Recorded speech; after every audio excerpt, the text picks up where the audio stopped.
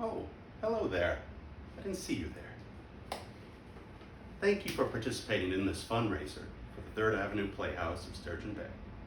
My name's Robert Simonson. I'm a cocktail writer.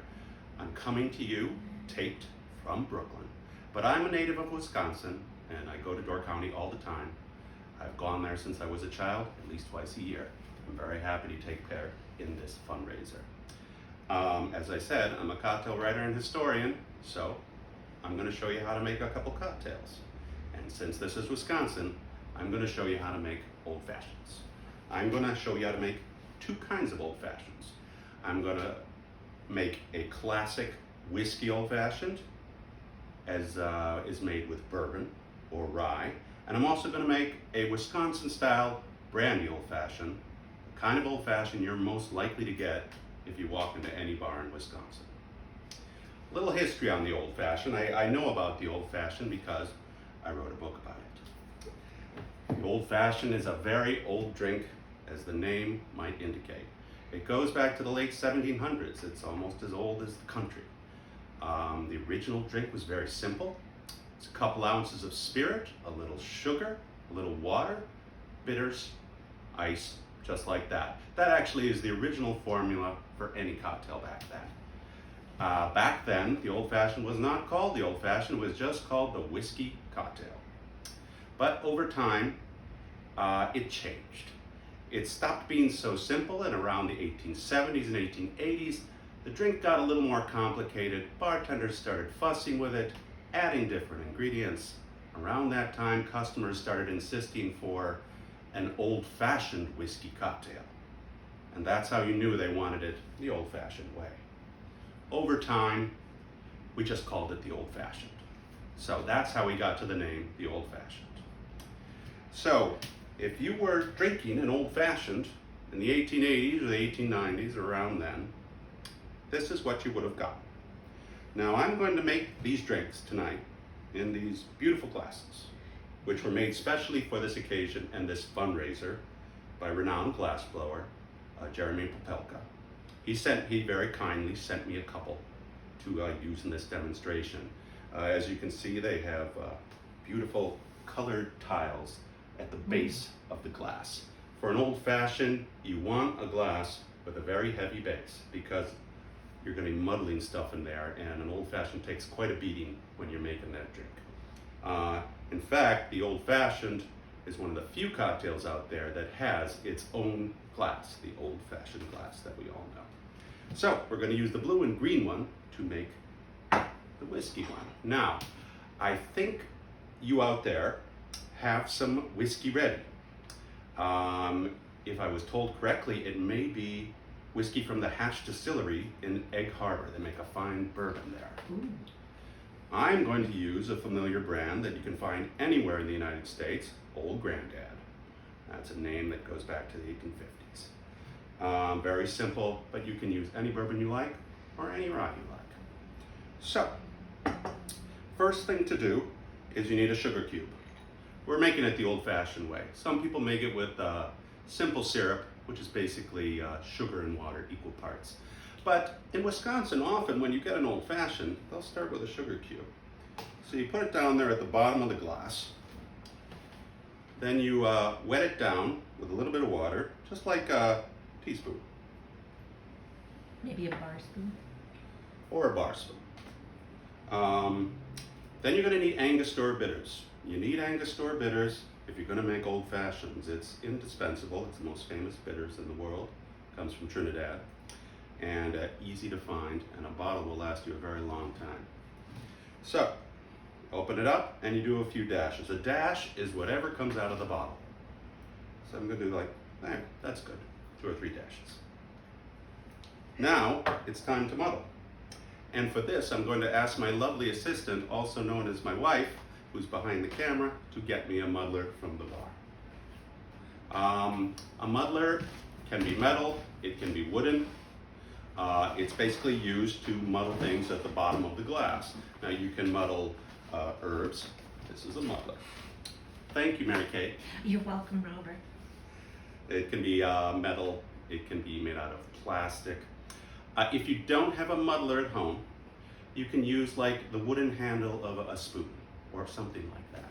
So we take the muddler and we go down there and we're just smashing up the sugar cube until the sugar dissolves in the water and the bitters. Doesn't take much energy.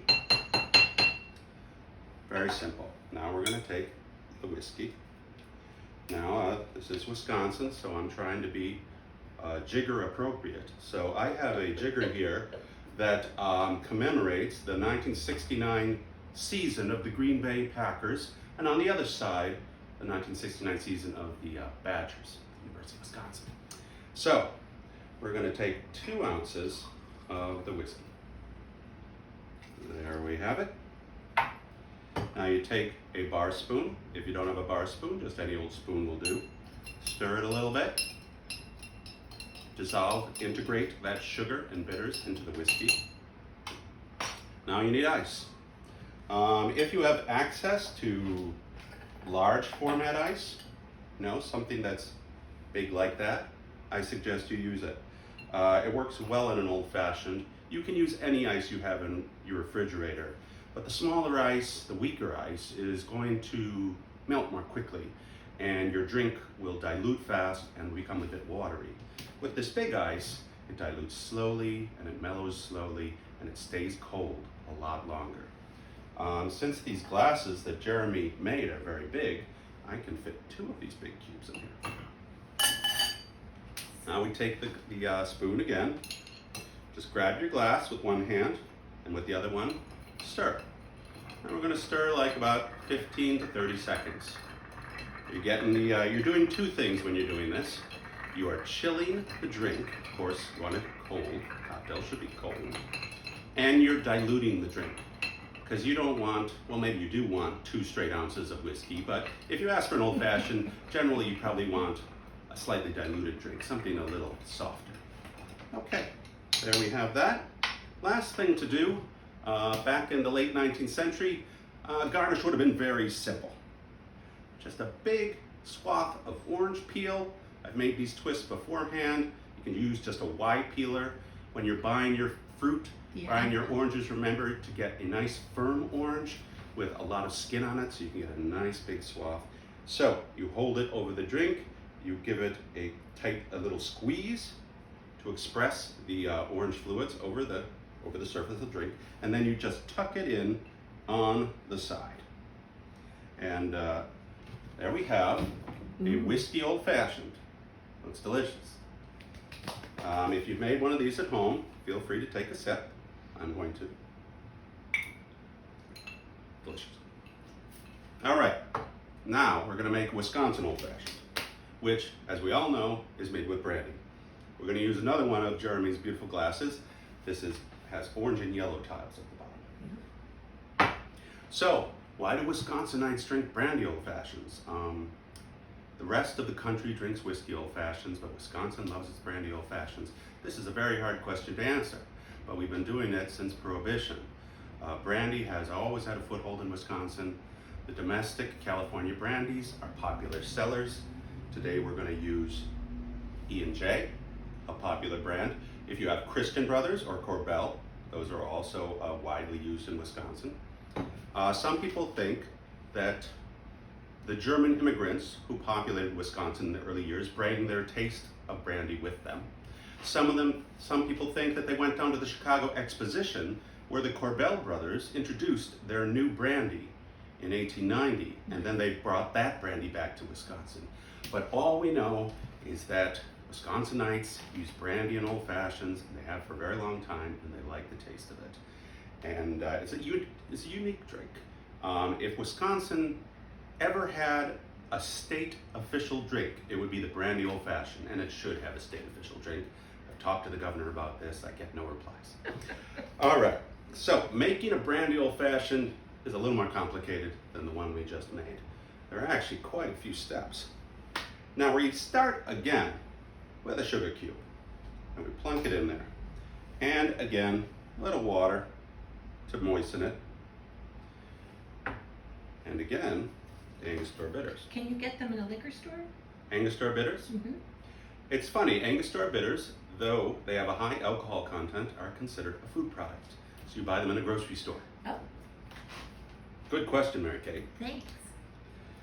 Okay, now things change.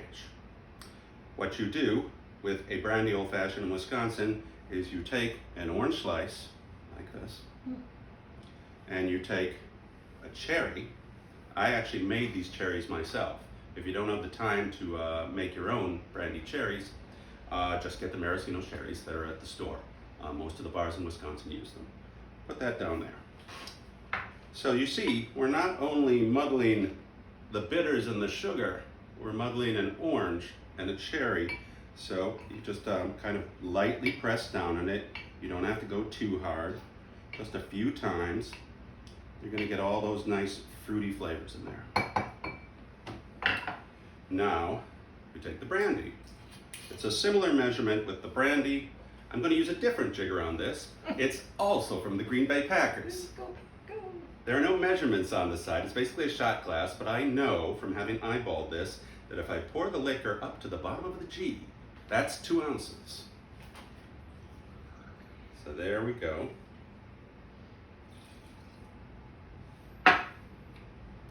Two ounces. Oops, a little tricky there. Okay, now we get some ice.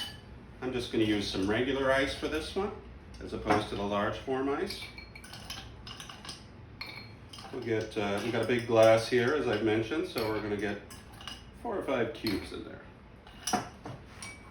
And you give it a quick stir.